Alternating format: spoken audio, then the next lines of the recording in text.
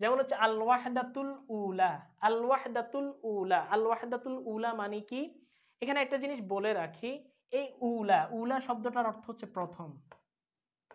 তোমরা এই যে আউয়াল শুনছো না, আউয়াল, এই আউয়ালের মুয়ান্নাসের ফর্ম হচ্ছে উলা, আউয়ালের মুয়ান্নাসের ফর্ম কি? উলা, এটা হচ্ছে মুয়ান্নাস, ঠিক আছে, মুয়ান্নাস এটা। এখন আসো, প্রথম, এটা তো একটা গুণ না, ফার্স্ট সেকেন্ড থার্ড এগুলো কি গুণ। এখন এই গুণকে আরবিতে বলা হয় সিফাত। কি বলা হয়? সিফাত। আর এই সিফাতটা যার গুণ বর্ণনা করে তাকে বলা হয় মাউসুফ। তাকে কি বলা হয়? মাউসুফ। তাহলে আমরা এখানে শিখতে পারলাম কি? মাউসুফ সিফাত, মাউসুফ সিফাত। এখানে মাউসুফ সিফাতের ক্ষেত্রে কিছু জিনিস মিল থাকতে হয়। এর মধ্যে একটা হচ্ছে মাউসুফটা, অর্থাৎ প্রথমটা যদি মারেফা হয় তার পরেরটা অর্থাৎ সিফাতটাও মারেফা হবে, নির্দিষ্ট হবে।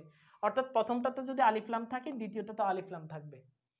এরপরে প্রথমটাতে যদি পেশ হয় দ্বিতীয়টাতেও পেশই হবে। প্রথমটা যদি মুজাক্কার হয় দ্বিতীয়টা মুজাক্কার হবে। প্রথমটা মুয়ান্নাস হলে দ্বিতীয়টা মুয়ান্নাস হবে। দেখো এখন দেখো, এই আল ওয়াহদাতু শব্দটার মধ্যে গোলতা আছে, এই গোলতাটা মুয়ান্নাসের আলামত। কিসের আলামত? মুয়ান্নাসের আলামত। তাহলে এই প্রথম শব্দটা মুয়ান্নাস, এই জন্য তার সিফতটাও কি নিতে হবে?